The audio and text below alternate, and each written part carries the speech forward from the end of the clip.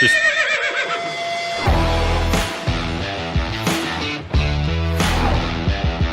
bless Bo Nix. That's sacrifice. He's grabbed and he's going to be sacked.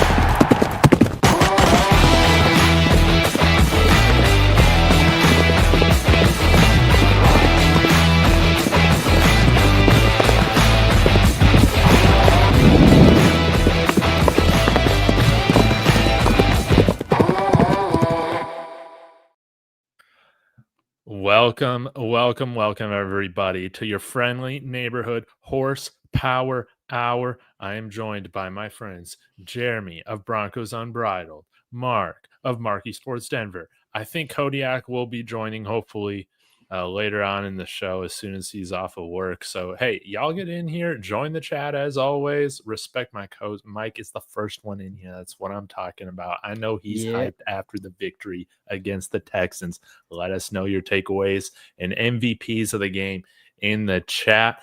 But let's go ahead and dive right into our big takeaway from yesterday's 18-15 victory over the Texans. Mark, I'm going to start with you because I thought you had a great analysis on this game, and you didn't pick the Broncos to win, but you did pick how this game was going to transpire, and I want to give you mad props for that. Yeah, no, thanks, man. So, they say, what do they say? A broken clock is right 2 times a day. Sometimes it works out. But I was right. I guess it was like halfway. My takeaway from the game was this, man. Like, this team is obviously figured out a way to win these games. Yeah. Which you can talk about like style points. You could talk about, the consistencies and obviously all the things that the Broncos need to work out. But it really is kind of irrelevant at this point because we just keep winning. And because we put ourselves in a position where we're 7-2, sitting, at a really good spot through 9 games. I think now you've kind of bought yourself some time. You've given yourself a little bit of leeway to be able to work on all the issues that you still need to clean up, right? So it's important to be really excited about this team, but also understand that, hey, it's not a finished product, and I think we're just scratching the surface of where we are. But yeah, again, it was an ugly game. I knew it was going to be kind of a grind you out tough game. And once again, the Bo Nix magic continued in the fourth quarter. So I'll never complain about a win, and it was awesome to stack another one. And, I got the Cowboy hat on because it was another Texas team, right? We're 2-0 against the Texas team, so I gotta pay my respect for the W there.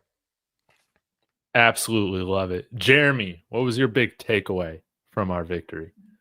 No such thing. Like I said last time, no such thing as an ugly win. I think it's all about your perspective. And if you like defense, there was nothing ugly about that game. Now, did we play our best? Absolutely not. But you have to give credit to the team you're playing. And that is a much better football team than a 3-5 football team. And we're on the road. It's early game. Those games, you could that used to be a loss. You could just chalk up ahead of time. Mm-hmm. And to be playing the number 1 defense, and then they'll be like, how come they're struggling on offense? It's like, because they're playing really good football players. That's why they're struggling on offense. So, that's just the defense didn't allow a touchdown. That to me is pretty. You have back-to-back goal line stands to start the game off. That's pretty to me. And making clutch plays in the fourth quarter to win a game is always pretty to me. So yes, it's hard to win in the NFL, and we're 7-2, and we started 1-2. So to me, that's beautiful. We can overcome September Sean Payton. It's a beautiful thing, man. I want to give a shout out to everybody in the chat, but particularly George with this comment here. Dallas getting thumped by the Cards. I think the Cowboys are yet another team that looks like the Denver Broncos, exposed and broke, baby. Love it. But Mark, you called it with the preview of this game. You were saying the Houston Texans were going to be a desperate team in this game, man, because their playoff hopes kind of hinged on being able to get this victory. And I've listened to a handful of Texans podcasts after the game, and they all kind of feel like, it's about time to start looking at the offseason now that this loss happened, that this Broncos victory happened. But I think, man, my biggest takeaway is that this team refuses to lose, man. And that's a rare quality in a football team. I think, again, it's been 10 years since we've had a football team with this kind of quality. Now, that doesn't mean we're going to go undefeated, but you're able to win a lot more than, give away with, belief like that. So, yeah, like I've seen it enough. Once the fourth quarter rolled around, I knew we were going to get this done somehow. And man, I got to give the defense a lot of props, man, right now. I guess kind of before we get into stock up, stock down, I'd love to hear some more takeaways that you have from the game, guys. But man, what was I just saying? I just had an ADHD total spaced out. What was I even saying? I don't even remember what I was saying. Maybe my cowboy hat was Distracting you. Yeah. You were talking about before we get into stock up, stock down, getting some takeaways from the game, and I think you started talking a little bit about the defense, getting into the defense. Oh, yeah. Yeah. How could I forget this, dude? It was like the Jets game. With the field position, with our special teams being a mess, and the time of possession was insane at halftime. I mean, what did we have the ball for? Maybe like 6-7 minutes? It was insane. And we saw this Broncos defense, man, not give up. They played lights out. Again, I think that you could attribute the majority of the points given up to the Texans probably from special teams. The majority of them. Man, they really played and limited Nico Collins. Is it true? 0 receiving yards in the second half?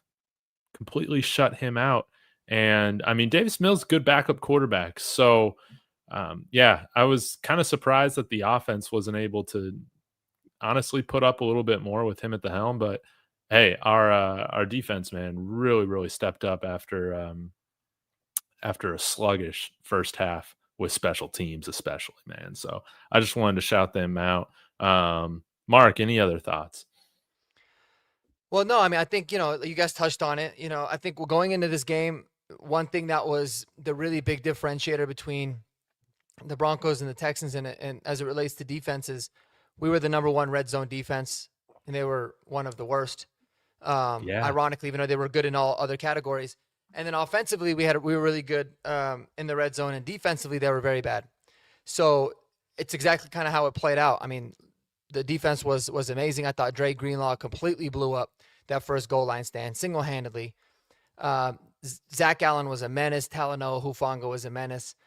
And you got it, man. This is for you, David. Like Jeremy Crawshaw, single-footedly, like Jeremy said yesterday, flipped this game in a sense of, we were always in those terrible situations where like they had a good field position, our field position was shit, and all he does is casually blast. The first one was a 67-yarder out of bounds at the 6, and then the second one, 76 yards, just absolutely cannoned it, flips the field, ends up being huge. So ironically, in a game that special teams really wanted to give it away, the punter came through and put us in a nice position later on. So kudos to your franchise punter, my man.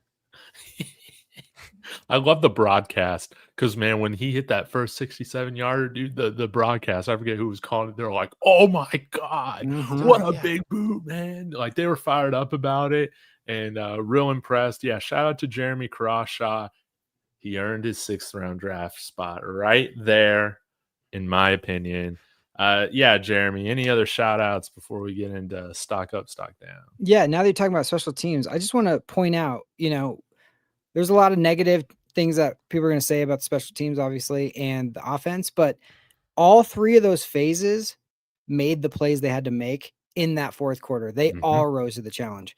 Crawshaw punting, Will Lutz kicking that field goal, and you needed both a defensive stand. They had the ball with 1:15 left in the game, and we got the ball back at 1 minute. So like that was an impressive, like they had just as much opportunity to go down and make their own fourth quarter, magic happen. And the defense said, no way. Zach Allen puts that pressure on him on 3rd down, makes Davis Mills have to throw it away.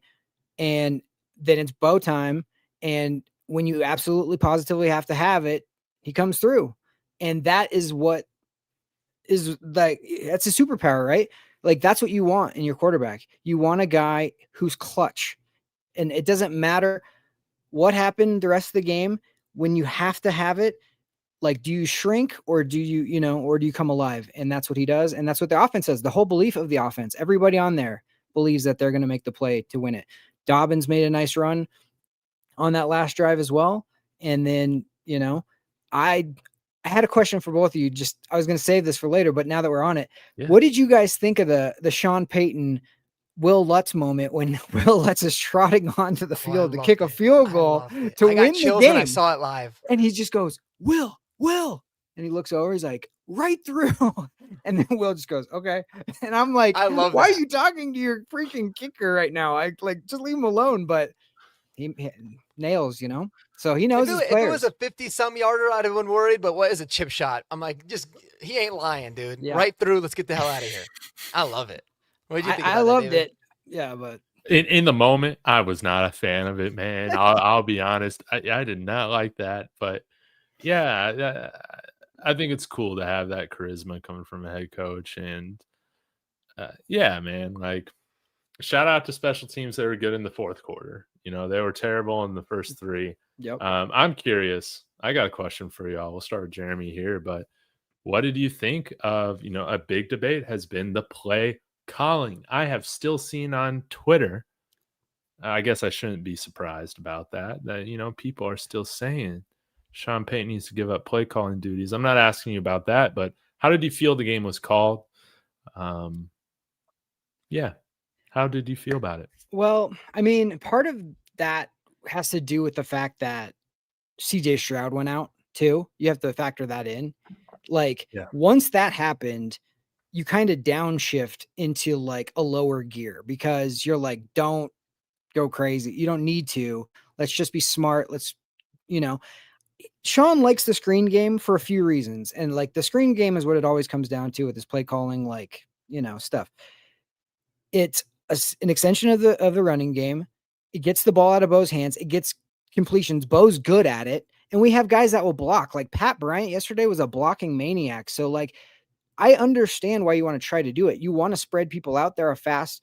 The commentators kept saying like, you can't be doing the screens on this team because they're so athletic, but like, he's also setting stuff up for later and you got to like try stuff. So like, you got to like move people out, move the line of scrimmage, that kind of thing. So it's not always just like the immediate, like this play worked, so it's a great play call, or this play didn't work, so it was a bad play call. That's what people don't always understand. So I think yesterday, Mark, I'm going to toss to Mark because Mark thought the play calling yesterday was really good. And so I was kind of like, there were some calls, obviously every game we were just like, oh man, that didn't seem to work, or that I didn't like that in that situation. But like, go ahead, Mark, you tell me what you think with that.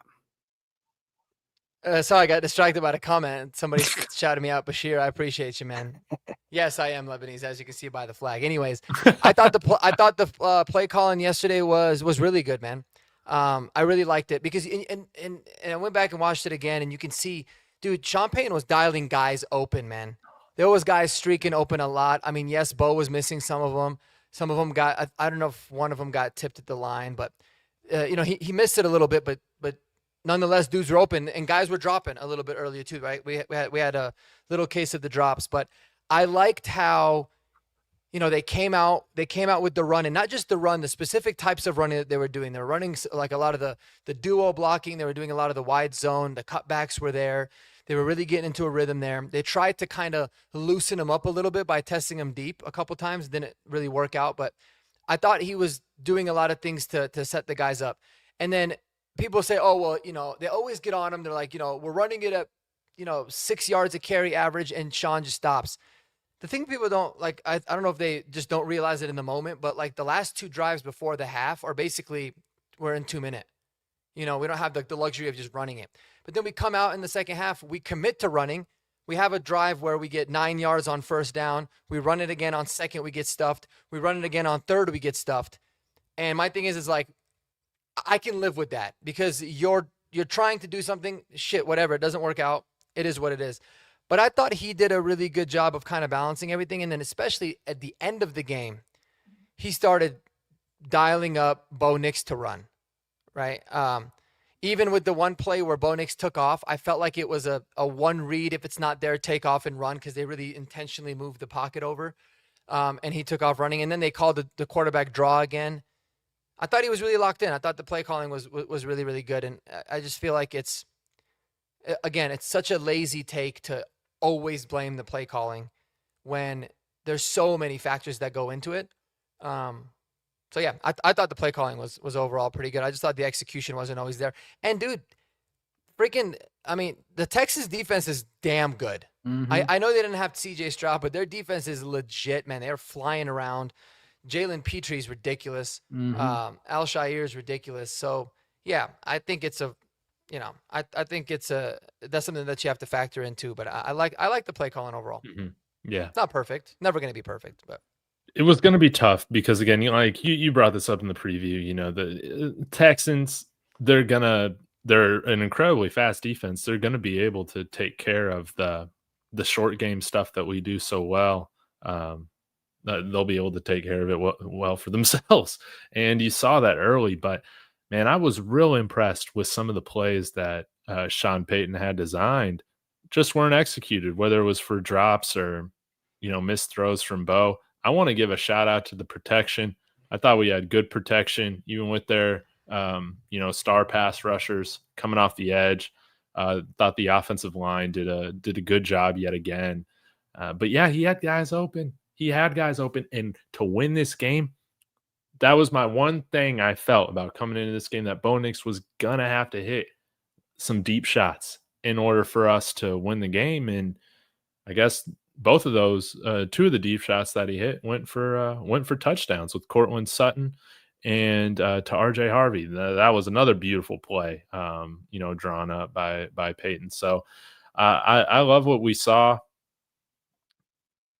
as much as you can, from giving up 18 or scoring 18 points, right? But here's the thing about that, right? I mean, look at the Texans. They were averaging giving up 15 points a game, right? They played the Rams week 1. The Rams are a damn good offense. Mm-hmm. Held them to 14 points, lost. They played the Buccaneers, damn good offense. Held them to 20 points, lost.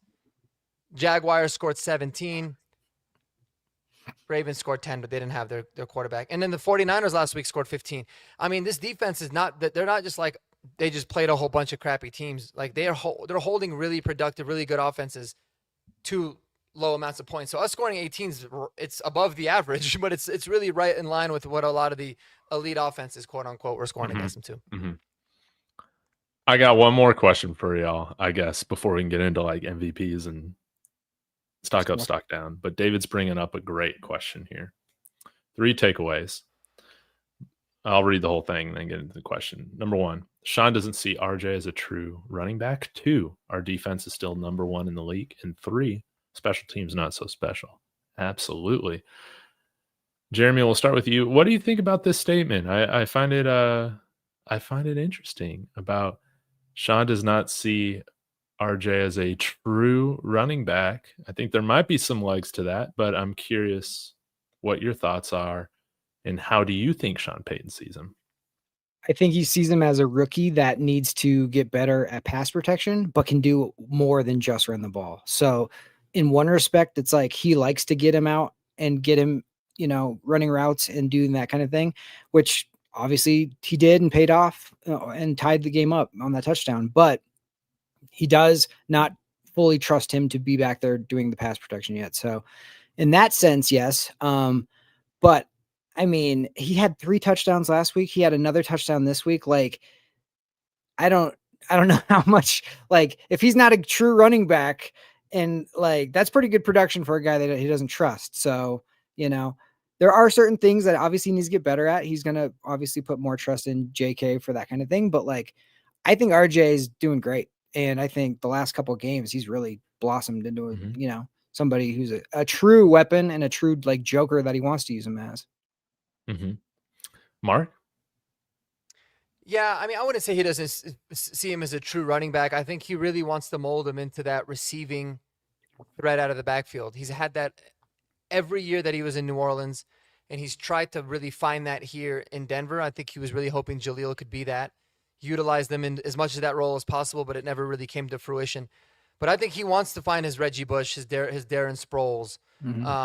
You know, who do you have with Mark Ingram? There was a lot of guys that he had that were, you know, kind of the scat backs that, you know, and that's what he had a lot like in Darren Sproles. I mean, there's a lot of similarities. Darren Sproles obviously got a little bit more wiggle, but I think that it's always easier to get a running back to become a true runner than it is to develop them to be a guy that can be a weapon that you can utilize out of the backfield. How often have we tried that? Yeah. Was that? I said, how often have we tried that? Like, that's a great point, Mark. Yeah. So I feel like if push came to shove, I mean, like, let's say if something happened with J.K. Dobbins, sure, I think, you know, Bidet would get a lot of the carries too, but I think he'd be really confident in RJ from a standpoint of being able to run the ball and pick that up quickly. But yeah, pass pro is definitely still going to be a concern. But I think he trusts RJ a lot. I mean, 4 touchdowns in the last 2 games. You definitely trust the guy doing something. Yeah, I love the fact that you brought up Sproles and Bush. So, yeah, maybe like, not to put words in David's mouth, but I'm going to attempt this. Maybe as a true running back, maybe the way that I read that is maybe more so like a workhorse. Yeah, like guy that could take 20 carries, pound the rock type of guy. And maybe he can, like you said, like develop into being a little bit more of that. But in terms of just being a jolt of lightning type of running back out of there, I mean, we've seen a lot of flashes so far this year, over the last couple of weeks specifically. So, yeah, maybe the expectation for him to be the next Alvin Kamara, maybe that's not exactly the right comp. Maybe it's more of like if Darren Sproles had an NFL running back body, maybe he'd look a little bit more like RJ Harvey out there. So, yeah, just my 2 cents. No, I agree. Shall we get into stock up, stock down? Jeremy, you want to kick us off? Sure. Yeah, all right, let's see here. Harvey was one of mine because I just think like he's making big plays as a rookie. Leading receiver this week, right? There you go. So like, he's figuring out ways to use him. I'm going to give the first stock up to the entire cornerback room for just stepping up in the absence of PS2 being gone. Riley Moss, Jody Barron, Jaquan McMillan, and Chris Abrams-Drain all played very well. I didn't feel like there was anyone particular that they could pick on. And I think people need to get over the fact of like, I think, you know, they had one over the top. I think Nico Collins caught one over the top on Riley, and people are like, oh, Riley. But it's like, dude, you don't understand. Like, they're going to make catches no matter what. You're playing against some of the most unbelievable athletes on the planet.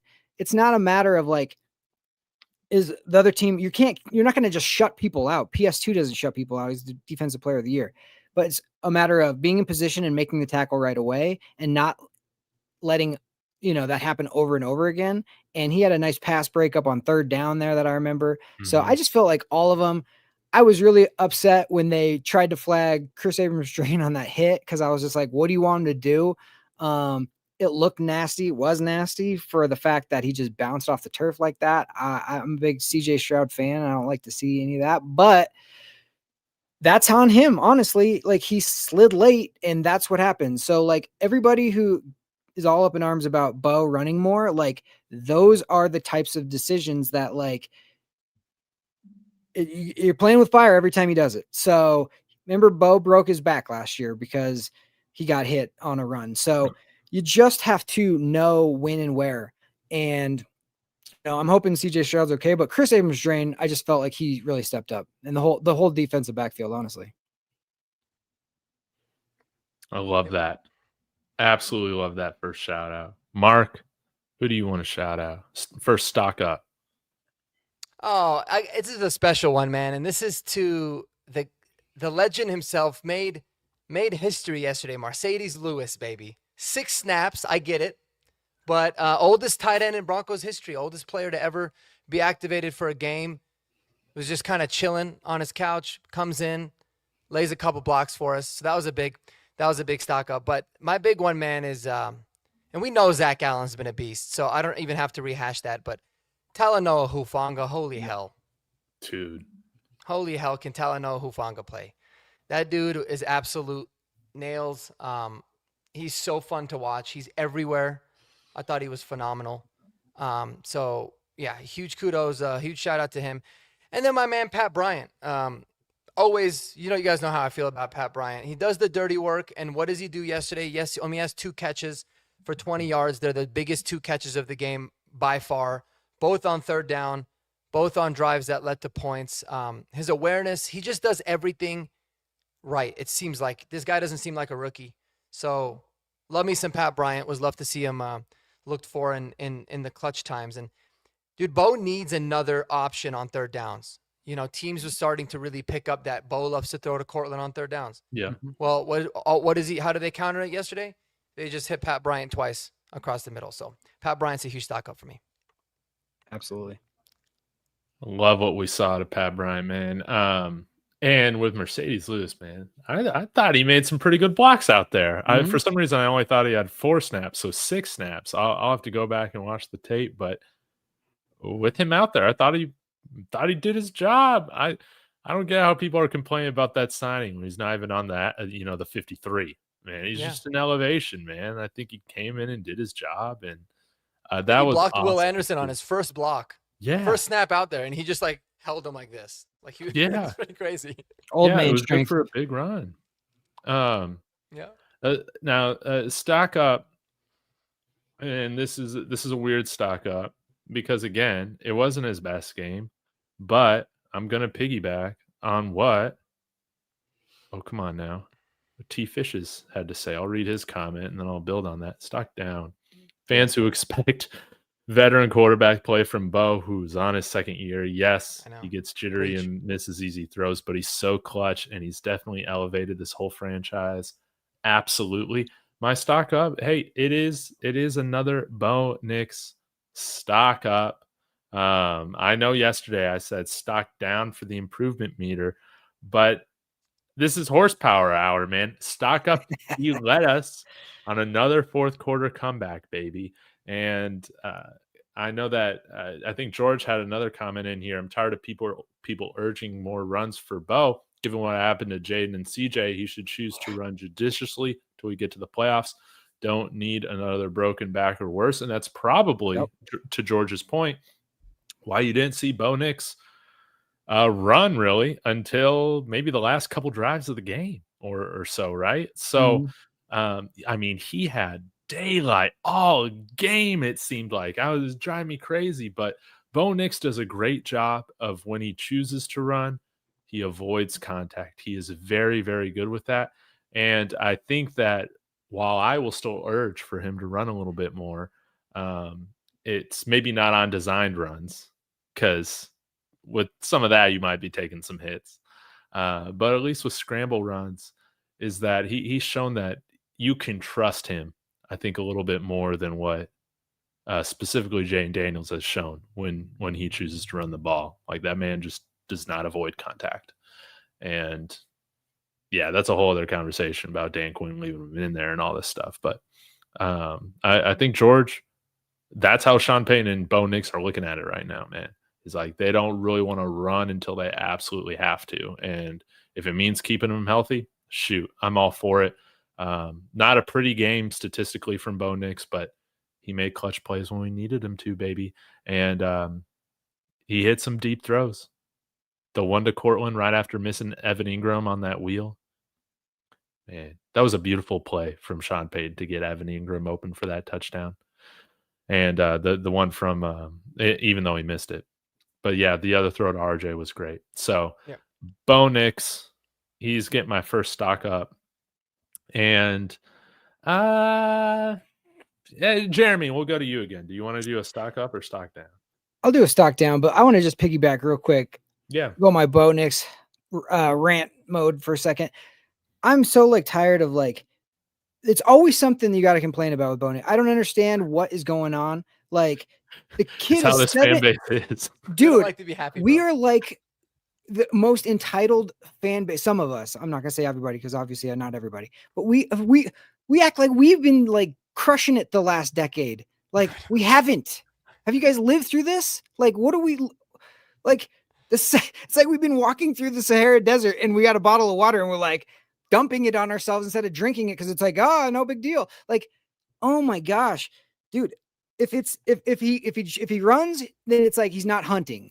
If he's hunting, then he should have ran for it. If he's, it's just like, guys, he's 7-2. If anybody would have been asked before the season started, your quarterback is going to lead fourth quarter come from. You started the fourth quarter behind 4 times this season, and he's 4-0, and you're complaining about like some missed passes or whatever. Like, do you care about how he plays in the first quarter, or the fourth quarter? Like, you're going to have to pick something. He's not going to be everything on day 1 or year 2. Like, let's just chill with that. Like, he is doing so freaking great for what we look. Yes. The Russell, like, remember where we were. We're still paying that contract. And you guys are complaining about a guy who's clutch week in and week out. I'm just so tired of that.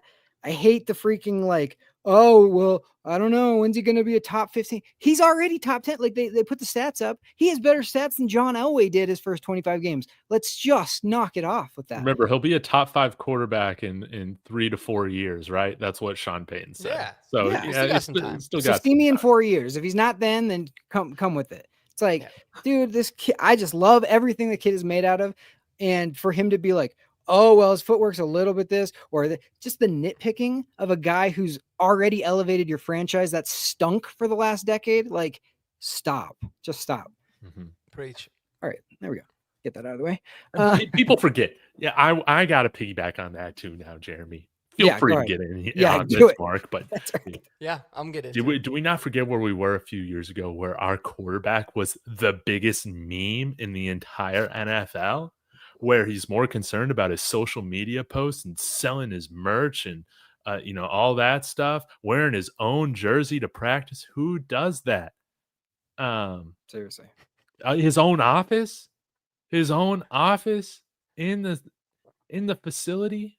What are we talking about? His own separate parking spots?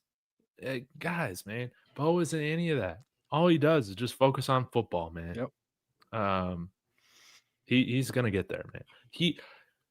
If he can play this way in the fourth quarter, eventually, man, he's gonna find out how to get past that mental block to unlock that sort of play in the first half. He has to. Absolutely. Yep. Absolutely. So for the third piggyback, and I made like I think 2 separate videos just because like one of them was just for my mental health because I was just like down this rabbit hole. Because you guys are absolutely right. Like, it drives me crazy. There's never anything that you can be, it seems like anybody can be satisfied with, right? We live in a world now where you want the quick fixes all the time, which I get it. Everything's fast and easy and convenient. But people just, they're so quick to forget that, like, we tried to Band-Aid fix everything for so long, and all it was garbage and dog shit. But last year, everyone all the Bo Nix doubters were like, well, he can't win close games. He's a check down merchant. He's bad in the red zone. He's bad against the blitz. He's bad on third downs. So he comes out this year, and he's one of the best quarterbacks in the red zone. He's one of the best quarterbacks against the blitz. He's really solid on third downs. And all he's done is win close games and have, the NFL lead right now for fourth quarter comebacks. And then they're like, oh, but he can't do it for the first 3 quarters. It's like guys just don't realize that the overnight sensation and like a quarterback coming in and taking the NFL by storm doesn't happen. Jaden Daniels happened last year. That kind of faded off. CJ Stroud happened. That naturally faded off. And I think both those guys are going to be really good players, but it's going to take a lot of time. Josh Allen was terrible for the first 2.5 seasons he played in the NFL. He was awful, right? And it makes you think, like, don't the Jets wish that maybe they committed more resources and more time for Sam Darnold? I'm sure the Giants wish the same for Daniel Jones. It's like insane. You can look Baker Mayfield, right? The Cleveland Browns, they just sat there, gave up on him, and look what he's become. So things are going to take a long time. And the good news is not only are we committed to him, we've got great infrastructure around him to be able to build it. And one last point before I throw it over to my guy Kodiak, what's up, man, is that People on my Twitter today, I think they were Texans fans, but whatever. They were just fans of other teams. And they were like, well, he has the best defense. Like, he's lucky he has the best defense. Why should we apologize for Bo Nix having the best defense in the NFL? Do people forget that Tom Brady, in his first 5 years of playing in the NFL, was an average quarterback at best? I'll take that to my grave. He was an average quarterback that was taken to Super Bowls. He played very well in the clutch, but he was taken to Super Bowls because he had the best defense in the league and phenomenal special teams and just a coach that was like doing a lot of analytical stuff. And then he became the GOAT into his 30s, late 30s. He was playing the best football of his career. So, yeah. Why is that something that it should be used against Bo Nix, that he has the best defense? You know? Hey, the defense didn't score 33 points against the Giants. I'll tell you that much. That's what I'm saying. Like, Every Super Bowl we've won, it's been because of the defense, right? Yeah. kind of. I mean, 97, 98 was like Terrell Davis time, but yeah. Right. Well, yeah, we've just had better supporting cast around a quarterback that might have been a little past their prime, even though they're playing, still good football. Well, I don't think. Right? I mean, Elway had 120 yards in Super Bowl 32. Yeah, passing. Yeah, he didn't pass did for he even throw for a Jack touchdown, or maybe he had a pick. I don't know. Like, now he was the MVP in the next one, but yeah, that first one didn't throw for much. Like, it's crazy. Yeah, you know they're down bad when they're trying to get at us for how we're winning games. I know. Man, that's crazy. But Kodiak, give us your thoughts right now on Bo Nix, baby, and this performance against the Texans. I'm going to be honest. Like, this is a tough pill to swallow for me to like come on here and say, but had you told me at this point, like before the year had began, that the Broncos would be 7-2, I would have thought Nix would be further along in his development than he is right now. Mm-hmm. Because the good news for Nix is that we have very strong infrastructure, as Mark had alluded to, that we have the means to develop this quarterback. And honestly, we can be patient. Like, this is a team that can lift up a quarterback even when he doesn't have his best day. But the best thing about it is when he does have the best day, he can lift up a team that's not playing very well, especially, we saw that against the Giants. We saw that against the Eagles, But overall, I get why people are frustrated. And it's like quarterback development's not linear. Like, just because he had a great year last year, it doesn't mean that automatically he's going to come in and just be better statistically, analytically, film-wise, or whatever. Like, yes, it's been a little bit of a roller coaster ride. I don't think a lot of people are, whatever. I don't think a lot of people are very, I don't know how to put this. It's really tough for me to put into words what I want to say, but I think the fan base is a little impatient right now with our quarterback, and can't say I blame them, but also, like, you got to look in the mirror. Okay. Do you want to go back to what we had from Peyton Manning to Bo Nix? Like, do you want to go back to that? Because ultimately that's what happens. We were in a carousel for a long time, and now, he's made of the right stuff. He does all the right things. He can clearly lead the team. He was voted a captain even before they even decided on him as a starter. So that's how I'm feeling about our quarterback. Like, would I like him to be further along? Yeah, I'm sure we all would, but he turns it on when it matters most, and that's completely fine. Facts. That's what I care about. W's. That's it. Yeah. Like, we all want better stats. We all want the pretty, like, we could say this and that, but like, winning, you absolutely have to have it to win the game. He wins the game. And that's, to me, that's the proof of how far along he is, because that is not easy to do. Very, very, very few people in the world are able to do that, and he can do it. I'll say this to your point, Kodiak. Yeah, like, if we talked about before the season, we're 7-2 going into this Raiders matchup. I would have expected Bo Nix to, probably have a better stat line, right? Totally. I'm right there with you. One surprise, I think, where he's excelled has been in these fourth quarters, dude. I did not expect him to be this money. And again, was the Chargers loss? Was that the one that I'm like, man, this is your fault? But man, like, in the fourth quarter against the Colts, man, I know he threw that interception, man, but he came down to lead that. What should have been that winning kick that ended up being missed or whatever. But yeah, like, I've loved what we've seen from him. Give us quickly, Kodiak, a few stock ups from yesterday's victory. Yeah, and real quick, before I touch on that, I do want to mention something else. I remember David and I came on that post game after the Chargers game, and we were just like, man, This team just doesn't have the killer instinct, and it's flipped like that. I know, Flipped right? overnight. So great to see that we have adjusted right there. But stock up, stock down, man, Darren Rizzi, it's pathetic. It's like there's just no other word other than like it's just terrible. It's pathetic. Like I've said this a lot on Horsepower Hour. I get why they fired Kotwica last year because you had the Casey blocked kick, you had the punting in Cincinnati in overtime, you had the Chargers free kick. All three of those completely inexcusable.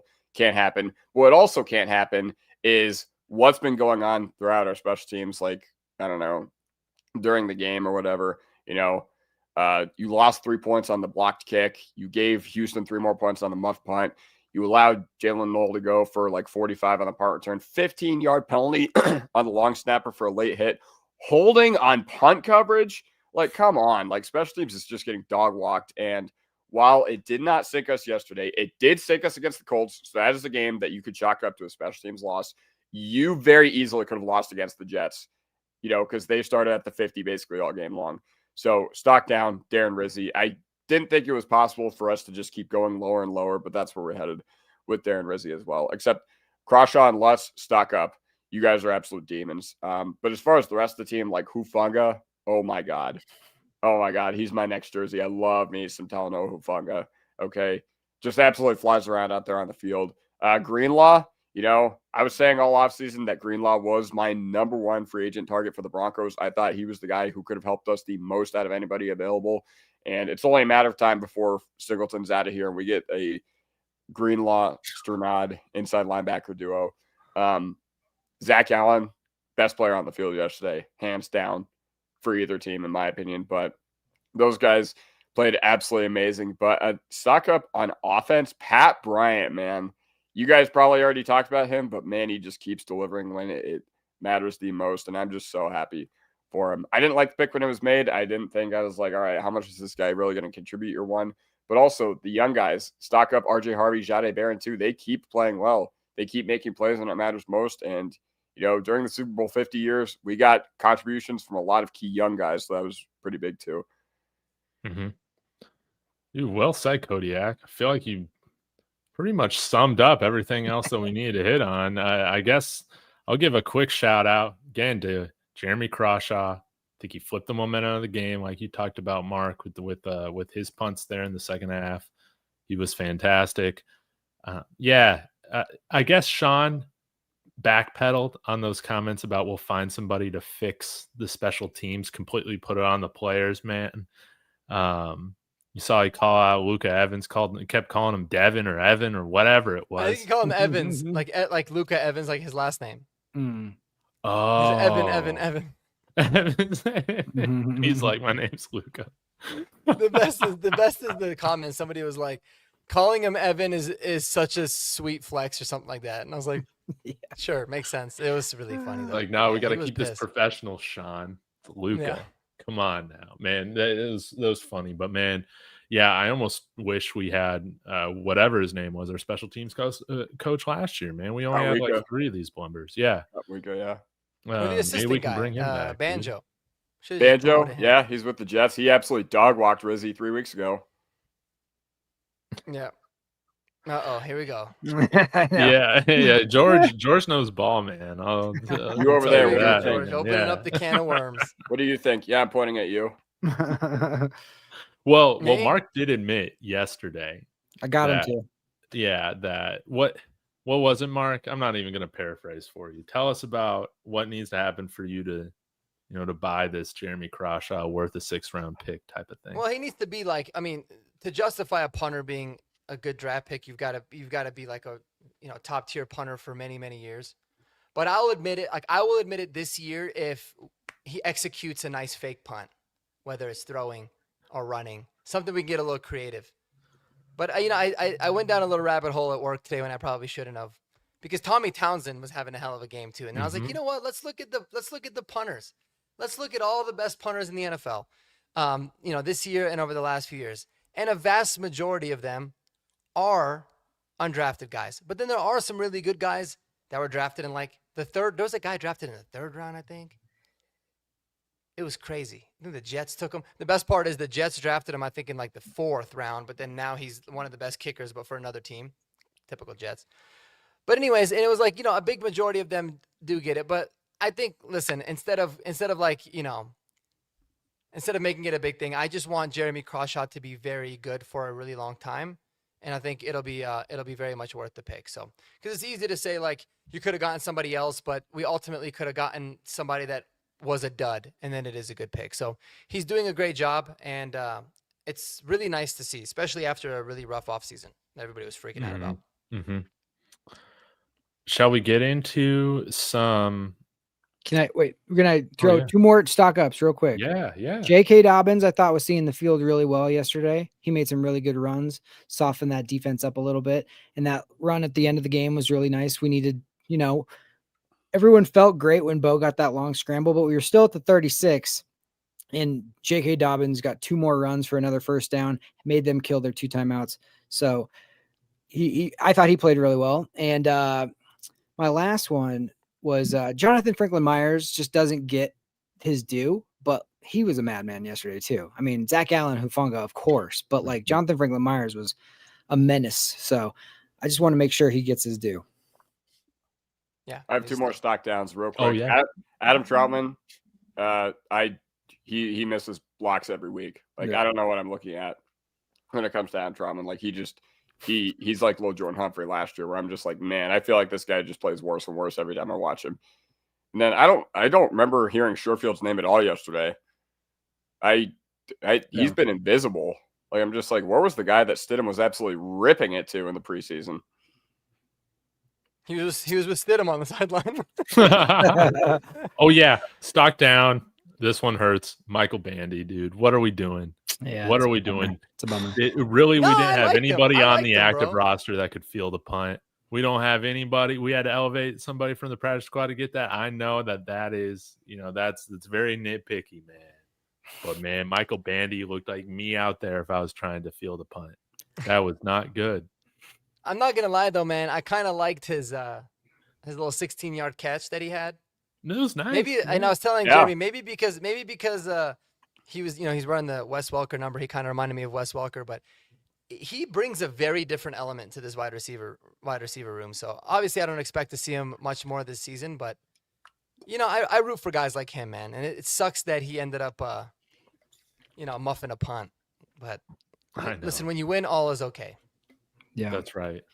But yeah, Trent Sherfield played 8 snaps, and 7 of the 8 were for run blocking. Dang. I like his confidence. The fact that, it was a mistake and he messed up, but I said this yesterday to Mark. Imagine you're on the practice squad. You've dedicated your entire life to being in the NFL, and you're this close constantly. You show out every preseason, but you're not on the active roster. You finally get moved up. Do you really want to go, I'm going to get away from the punt, or are you going to try to make a play? He's trying to make a play, and he shouldn't have. And you can blame Rizzy, but you can also say Rizzy might have. We don't know. We don't know the situations. Rizzy might have said stay away. He's not earned the benefit of the doubt, Rizzy. So yeah, we can blame him. Yeah, that's fine. Click on the T-Fishes. Sean said something about someone comment. Oh yeah. Dude, I swear to God, I probably spent 20 minutes trying to figure this out, and I couldn't find it. Because they called the timeout, but you don't see it on the all 22, and you didn't even see what happened on the TV copy. So I have no idea who he was talking about. I was worried it was like Q Robinson or something, but I have no idea. I was about to say, any guesses? I know I'm not trying to get anyone in trouble or throw anyone under the bus, but any guesses? Who do I not want on the team? Well, no. And then I went back, and because I thought it was a timeout. Then I went back and listened to what Sean said again, and he said, when you're going out there with 10 guys, and there's supposed to be 11, the guy that was supposed to be 11th will change that person. So then it makes me think, okay, there was one play, and I didn't want to go through and look at all the ones which one did we have 10 guys and try to match it up? But that would be the next puzzle piece if you wanted to figure out who was asking about if you want to go down that rabbit hole. I think I guess that's what happened. Please do. Was it on a punt? Do you know if it was on a punt or field goal protection or? I thought he said punt. I thought. Okay. I would assume it's a punt. Was it punt? I think that would be a lot easier to figure it out. Punt coverage or punt return? See, that's a good question. No, there's Yeah, going to be we don't 16 know. plays to look at. There was 8 punts on each time. I was about to say, we side. saw Crawshaw and Townsend a lot yesterday, so I got my work cut out for me. Yeah. Right. I will say this though. There's no way A.T. Perry is muffing that punt. There's no way possible, man. A.T. Perry's dropping that punt, man. And A.T. No. Perry's taking that little pass in the flat out to the house, baby. A.T. Perry. I was devastated he wasn't activated yesterday.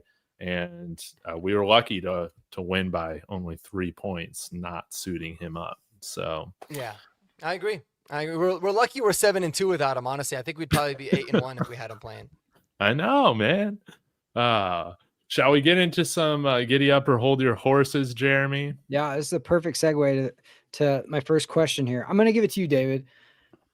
Sean Payton in that press conference said about the special teams, we're going to get it right or we're going to find someone who can, which is obviously a shot to about Darren Rizzi. Is he going to stay? That's his boy. It was not. You don't think that was about Darren Rizzi? No, he made it very, very, very clear. Oh, very no, I clear think he was backpedaling to coaching. save face. I think he absolutely meant Yeah, I do too. You think so? Well, but he might have, but he went out of his way to say, no, coaching is phenomenal. He said, though, that coaching is phenomenal, and that's when he started to talk about the players, and which I didn't like. I actually didn't like that he was glorifying a coach and kind of throwing the players under the bus. But I felt like, sorry, I totally sabotaged No, this is great. No, but I feel that's like fine. I feel like he very much made it seem there's no way in hell Sean Payton would fire Darren Rizzi. No chance. Which is unfortunate if he needed to be fired. But I do think it's still too early. But I think he was okay, well, I'm gonna give it to Mark then because he just answered it. Okay. But like that, but that's well, that's the question is like, to me, he was so pissed about the special teams that he said that. But like in my head, I'm like, there's no freaking way he's firing Darren Rizzi. That's his boy. Yeah. They like waited for him forever for him to like, whether he was going to get the job and then come over and all that stuff. So yeah, I agree with you. And maybe Darren Rizzi is coaching it well and the guys aren't doing what they're saying. I don't know. We've had so many special teams coordinators that have come in and been like, we're going to do this, we're going to do this, we're going to do this. And then it's just been crap. And you're just like, what is happening? I don't understand. So, maybe it's a young team. Maybe it's a lack of veterans. Maybe you're not emphasizing certain things. I saw Traymon Smith on the other sideline making almost a miraculous play. And the other guy screwed it up for him. But like, maybe it's a lack of having those type of guys, but yeah. The Rizzi threat is not a threat and you're not buying it. So that, well, I think after the game, I felt like maybe he was throwing Rizzi under the bus, but then today's call, he was like completely it's the players and kind of went after it. So yeah. And maybe he learned some stuff over the day after talking to Rizzi and being like, what the heck? And then Rizzi's like, I said it, who knows? I don't know. I just don't know what there is to learn, bro. I feel like special teams, it's so easy. Punt every punt out of bounds. And if you can't get guys that can tackle dudes, kick the ball out of the back of the end zone. It's so weird to me. I'll never understand it. Like, you should be just fine. I would literally punt every ball out of bounds, even if it went 30 yards. I don't care. Just punt out of bounds. And the fact that Rizzi was one of the people that wanted to get the new kickoff rule changed. And then we're bad on that. Every time they kick off to us, I'm like, down it. If it goes in the end zone, down it. And then they took that away from us. We all thought we would kill it on special teams this year with the new rules, man. And it's been our biggest liability. Especially with Mims and Harvey on kick return. Like, how are we not housing at least like a 10th? We can't block for anything on these returns. Is Troutman out there blocking? Is that the problem? Probably. Yeah, I don't know. But yo, guys, I found it. Can I share? Oh, you figured it out? Yeah, I think if you hit present, you'll be able to share it. Let me pull it up here. Yeah, maybe you're right, Richie. Guys, count how many Broncos are on the field. Oh my gosh. There's 9 guys. There's there's 2 gunners though, right? Yeah, there's 2 gunners. There's 2 shit, gunners. I didn't even see them. Hold on, maybe there is right? Would there be 2 gunners? Let me see if I can change it to one on each side. Yeah, let's go to the sideline view. Probably. No, I gotta go sideline view. Come on. Switch it. No. Yeah, were we missing a couple gunners out there? Man, that's too funny. That because it was funny because I just looked at the pump prior to that and they were all lined up. So it totally could have been a different lineup. All right, yep. There's two gunners. Carry on. Yeah, I'll try to find it. Okay. Ah, man, what a tease. What a Damn it. tease. What a Damn it, tease. man. I should have done my due diligence. Okay. So that gets that question out of the way. We're gonna go. Kodiak, I got one for you. This is you brought up Talanoa Hufanga as one of your stock ups, no doubt about it. But this is the question, and it's very specific.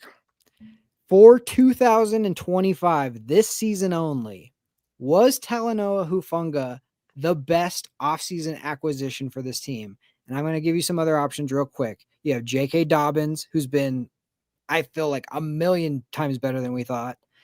You've got people like Evan Ingram, who's, for what the tight end position has been. You got Greenlaw, who had a really good game yesterday, hasn't shown that much. And then you have this whole rookie class who has also really contributed. Mm-hmm. But to you, is Talanoa Hufanga the best offseason acquisition for this season? Yes. And here's why I say yes. So the only guy he's really competing with is J.K. Dobbins. And while J.K. Dobbins has had a phenomenal year and surpassed, I think, all of our expectations, I just want to break this down piece by piece. I told you guys a lot last year on my channel that PJ Locke was the biggest liability on the Broncos. Like, I was not happy with how he played at all. I thought the fan base, I think for whatever reason, this fan base had amnesia. Like, I remember in December, I feel like I saw people like every week be like, PJ Locke sucks. Then the offseason comes around and then nobody's talking about the fact that PJ Locke sucks. I'm just like, all right, I'll do it myself. Well, so the day we signed him, I made a huge film review about why, Talanoa Hufanga was, an amazing pickup for the Broncos. And, it's the same process that led them to signing Brandon Jones. You had a guy who was really good early on in his career, then he got hurt a lot. Then you rely on what's been a great medical staff to keep him healthy or whatever. But yes, I do think Talanoa Hufanga has taken this defense to a huge level, because I think about Hufanga. I think about him being clutch at the goal line yesterday. I think about him having a clutch PBU on the second to last play of the Jets game. I think about just so many things that he has added. He has truly taken this defense to a whole new gear. And while Dobbins has taken our run game to a whole new gear, I don't think it's necessarily taking the offense to a whole new gear, which is why I break the tie and give it to Hufanga. I agree. But, there's a lot to choose from. RJ Harvey's had 4 touchdowns in 2 games. You got Pat Bryant is just absolutely balling out. And, obviously you're not going to give it to a punter, but Crawshaw's been money this whole season.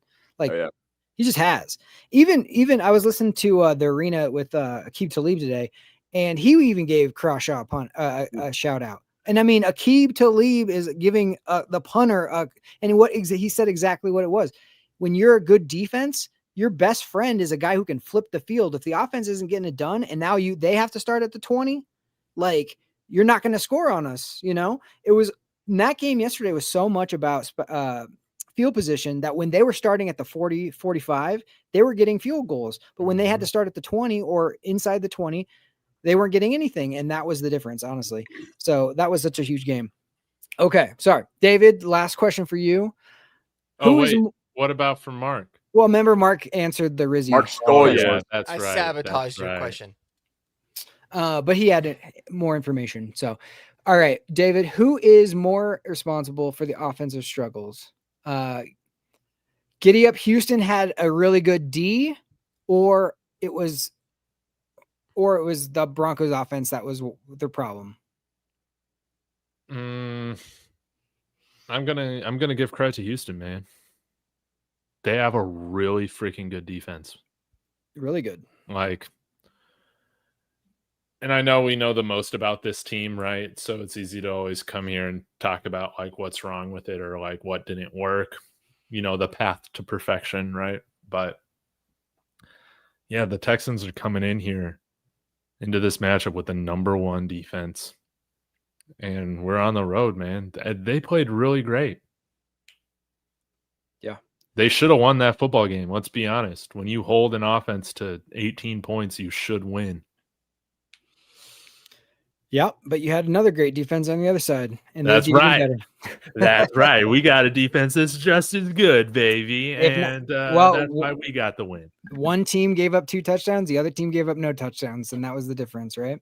They couldn't And one score the team red has Bo zone. Nix, so Dude, that goal line stand was amazing. That 2 goal line stances. Like they got it to inside on the second drive too. So like, yeah, absolutely phenomenal. I mean, when they got to the 1, it was 1st and goal from the 1, and I'm like, okay, they're gonna punch this in, and then it was just like going against, a brick wall. It was super impressive, and that just shows you the character and the heart of the team.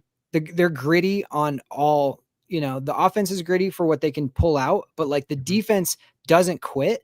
And I loved my favorite thing is when there's a big at the end of the game, like that run that Bo had, to watch all the defensive players on the sideline, like celebrating and being like, because it's like they are helpless at that situation. If Bo Nix or the offense goes out and craps the bed, all of their like blood, sweat, and tears that they've given up all game long is for nothing. So like, I love the fact that they believe in the offense is going to get it done, which they have, but they're doing so much on their part. So yeah, it was great. Mark, you think you found the culprit this time? I think it was Oh, Q, guys. geez. I think It was Q Robinson, the greatest special teamer Yeah. Nick Saban has I think ever it was. had. So you guys tell me. You guys tell me if this is it. Right. All right. So we're punting, right? Currently we have 10. You'll be able to see. Oh, here comes Q. He's running. He's like, oh shit. Nah, he's right? running late. And then look. Bidet and Karene Reed, they're yelling at him here. They get all pissed. He's like, get back here, and then he just runs. Oh, it was so late. Yeah. And then look, gotta be that, right? Houston already has one of their like up backs or whatever free, or the long snapper's just completely free. Yeah, so he's literally sprinting out there. He's like, "Shit, what do you want me to do?" He's like, "All right." It'd been really Get to funny the if he just outside of walked us. in. Yeah. What timestamp was that? I want to make a video. That was We're in the game. that was 1 minute left in the fourth quarter. Okay. That was the last punt of the game from the. Wow. Wow, Right. wasn't even during the 3/4 special teams was god awful at. Yeah, I was like, maybe they should just do that every time, like pretend like just run them off. But it obviously could not be. But if Q Robinson is inactive against the Raiders on Thursday, then you will know why. That might be the You heard it case. here first on Empower Hour. Yeah. I do have a question for y'all. Like, I want to make my own giddy up, hold your horses, because I thought this was really interesting. People got really mad at me yesterday on Twitter when I told Andrew Mace, that he was wrong about something. Giddy up or hold your horses. Anybody can answer. Keep brief, keep it long, whatever, if you want. Jaleel McLaughlin deserves another shot at being the Broncos RB3. The reason I tweeted at Mace, I was like, man, McLaughlin got his opportunity 3 weeks ago and absolutely barfed against the Jets. Yeah. And he was very, very pedestrian last year, and part of the reason why we had one of the worst running backs rooms in the league. But I want to hear what you guys think, because Bidet No, did I not don't think he play very deserves well. anything. And I love Jaleel. He's one of those undrafted guys I root for. I don't think he deserves anything. There's no reason. He's given me no reason in 2 years of watching him to think that he deserves to be on the team. Like, if he was a good special teamer, fine. If he was a really good pass catcher, fine. He's doesn't play teams and he doesn't really catch the ball well. And yeah, I don't think his skill set is really missed. So it's always hard being really critical of like guys you genuinely like, but I totally agree with you, Kodiak. I agree with you too. Like Tyler Bidet, like he played so well in that comeback that we absolutely needed to have plays, especially there was a 3rd and 5 where he had broke a tackle and then dove for it. Like I trust Tyler Bidet more than I trust, McLaughlin at this point. I'm sorry. And McLaughlin, like you guys said, I like him and I want him but there's one I trust more. Clearly there's one Sean trusts more, and he knows more than all of us. So I don't know what Jaleel can do better than even Tyler Bidet. If you're just taking those two guys, Tyler Bidet is a better pass catcher. He's significantly better in pass protection. Okay, maybe he's a little bit quicker, but I think Bidet still makes plays. He can play punt return. Yeah. I mean, was this past game Bidet's like only bad game of the year? I'm trying No, to think. Or did he have other ones? Week 1 was really rough. He dropped 2 really big passes, one of which was on our opening drive of the season. Would have been a touchdown. Did he have a bad game this game? I mean, he had a drop to start. He had a drop, and he took that fair catch on the kickoff where he wasn't fully in the end zone. That's bullcrap. That was a bad call. Yeah. I don't unless he has to get set again, which is like that seems insane to me that you have to get set again. But like they paused it during the broadcast. He was completely in the end zone when he caught it and kneeled it. He didn't step out. He wasn't touching the line or anything. So I don't know. Okay, I'll take away that last part then. But my point is, Tyler Bidet, okay, maybe a rough couple games, but outside of that, he's been a big time net positive in his role. So there's no reason to go away from it. Yeah, I wouldn't do it. Cool. I know we're running a little late for time right now, but I would love to hear y'all's thoughts on this game against the Raiders, like what you're hoping to see, what you're expecting to see, anything like that. And then I think we can close it off unless you guys got any other thoughts. Kodiak, let's start with you and work our way around, dude. The Raiders coming into town on Thursday. What does it mean? Go. I know they played against Jacksonville yesterday, but it looks like Brock Bowers is back, which is a little scary. Definitely back.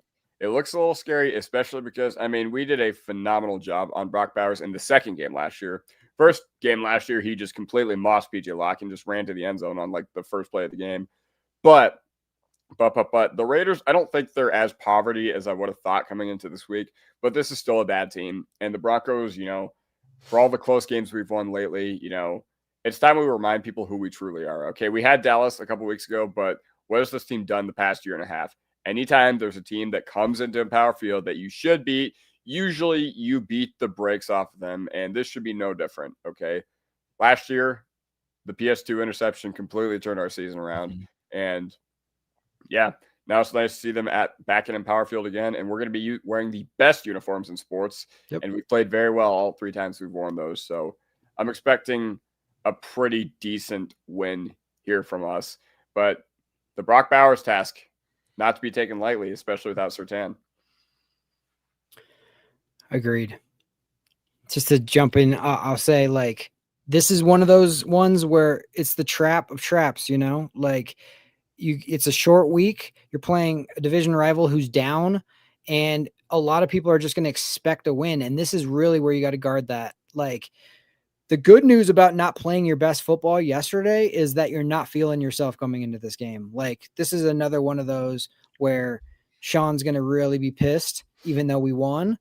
And he needs to really, I mean, we need to make the rivalry against the Raiders like it was back in the day. Like, we need to destroy them. But yeah, like, PS2's out, and I always liked the thought of putting PS2 on Brock Bowers more than anybody else. So it's going to be interesting to see VJ's plan here. And, you know, we're going to have to ice up a little bit, but they went in overtime. So they're on a short week as well, going on the road after playing an overtime game and a heartbreaking overtime game where they were like going for broke and they lost. So yeah, this is just one of those ones where everybody needs to be loud. Everybody needs to be up for it. No letdown. And, if we can get to 8-2 before a little mini bye before the Chiefs game, I mean, I'm not going to be complaining about anything like that.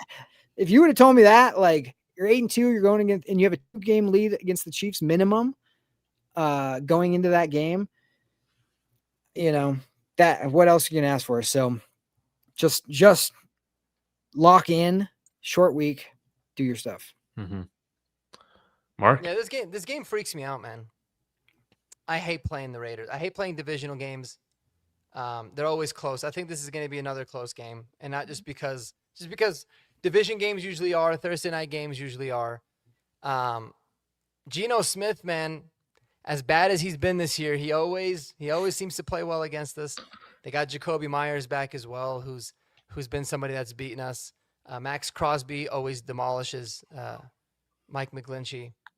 There's a lot of things that are really, really scaring me about this game. This is one where I really wish we did have PS2 because I think you get a lot more versatility. Now it's like, I don't know. We're going to have to see. I do believe that we'll win the game, but it makes me really nervous, man. I just don't like it. I was almost rooting for the Raiders to win against the Jags. Because I would But feel like maybe you got a team that's a little bit more relaxed coming in here. what is the Raiders? What What is their record right now? They're like 2-6, I think.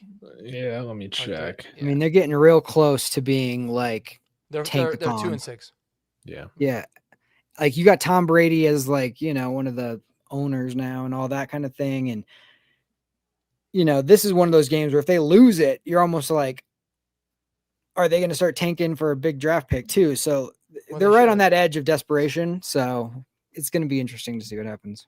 Dude, they're not even using Jack Bash, man. Not even using him. He's got 7 catches. Let's trade for him. Dude, this is crazy. Crazy. All right. Well, Jahdae Barron, time to grow up quickly, man. Going up against Brock Bowers. I guess to close, guys, I know that there's been a lot of people in the comments asking about trade deadline. What should we do? Maybe we could all close each with a trade we'd like to see the Broncos make tomorrow. It can be as unrealistic as you want.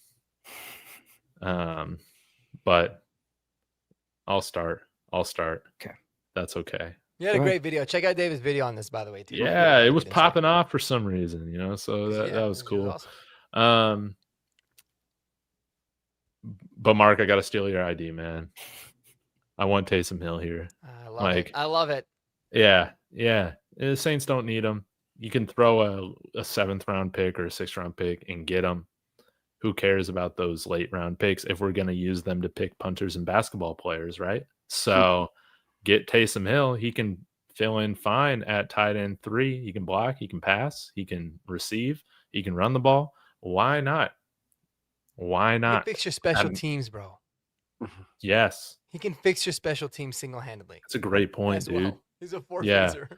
So I think that he's an incredible value. He's a free agent after this year, and you can probably sign him for cheap with him going into his age 36 season, I think. So Taysom Hill. Jeremy, who you got? Honestly, I don't have one specific guy. I guess if I had to pick anybody, it'd be like a TJ Hawkinson or somebody like that. I want a tight end. I want a big guy who can block. And sorry, Adam Troutman, but it just hasn't been good enough. And I just would love to have that compliment to Evan Ingram and to have a big target. I saw when Bo had, Terrence Ferguson in Oregon, what he could do. And that would be my type of guy I'd really want for this football team. Now, I will say this. I think Sean and George are looking at this trade deadline like you don't want to ever go to Costco or you never want to go to the grocery store hungry, because then you start buying everything. You start going, oh, that looks good. That looks good. Oh, what is that? You're not even looking at the price tag. You're just doing everything. You got to go to the store after you just ate and then be judicious about the way you shop. So I think that's what they're going to do. If the price is right and the deal is there to be had, then definitely do it. But don't get too over your skis with like, oh, don't overpay for something because this team is very good. And, if we correct the fact that we're 7-2 and we haven't played nearly our best football is amazing. So, you also don't want to disrupt the chemistry either. So I think they'll be smart about it. But yeah, if I'm picking a position, it's tight end. Mark? Oh yeah. I don't know. I hate these kinds of conversations sometimes because I get my hopes up because there's so many guys that I would like. I just don't think that the Broncos are going to make a deal at all. Yeah. Personally, but I'm right there with you, Jeremy. I would love for them to stick in the tight end room. Somebody like Chigo Okonkwo, I'm really intrigued by because I think he's still young. You could have a potential solution for a while. It wouldn't be like a 1-year rental like maybe with Taysom Hill, but this guy has got like legitimate juice. And I feel like in a new, new change of scenery, he could actually be really, really good. Like he's still been a pretty productive tight end in a horrible offense.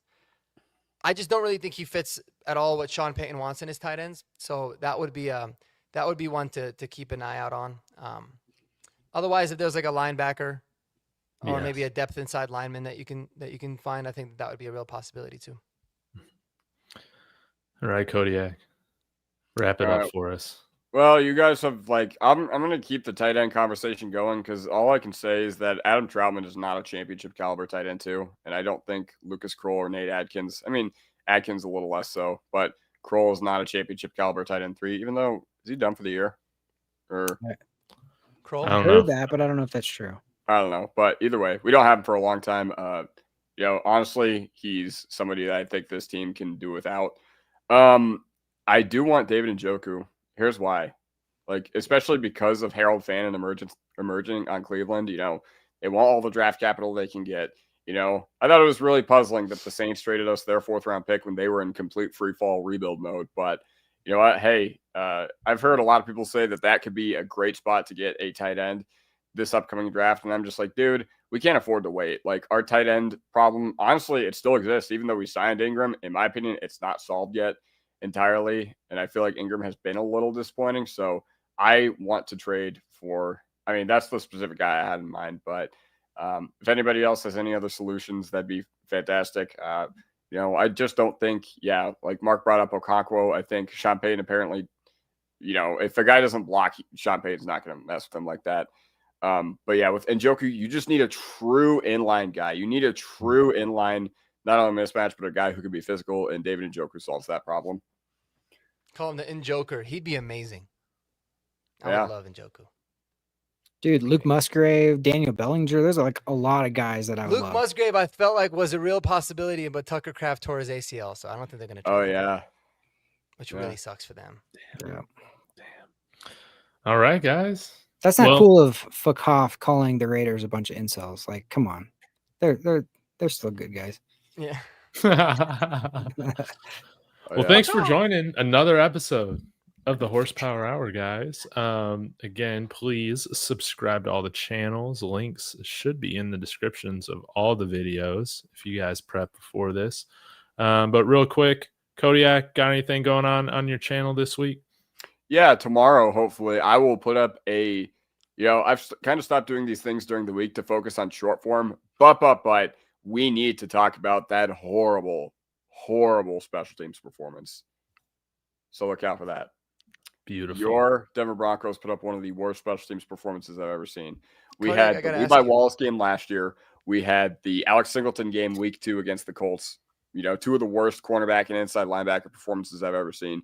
Yesterday was an absolute special teams disaster class. So I'm looking forward to breaking that down. I got to ask you, how you been feeling about the long snapper? Is Faboni doing all right?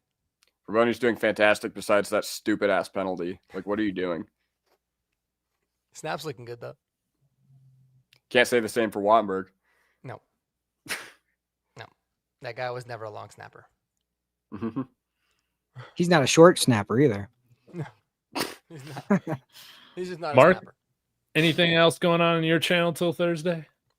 No, we can diving into lots of the Raiders. We're going to do a lot of Raiders, videos, breakdowns, key matchups, things like that. And crazy, we got a game in 72 hours, guys. So yeah, it's crazy. It's gonna be fun. I'm still sore from the game yesterday, and I didn't even play. I can't imagine. Your heart sore? Everything is sore, bro. Yeah, my heart, my neck was hurting. I was freaking out. Yeah, but yeah, no, I appreciate it, man. All right, cool. Well, guys, thank you so much for joining. We'll be back next Monday to talk about hopefully another Broncos victory and hopefully some Broncos trades, right? Wouldn't that just be fantastic? Chat, thank you. All the conversation, trolls, thank you. You help push the show. Let's go. Be sure to smash that like and hype the video on the way out if you got a hype to use. We'll see you next week. Go Broncos. Go Broncos.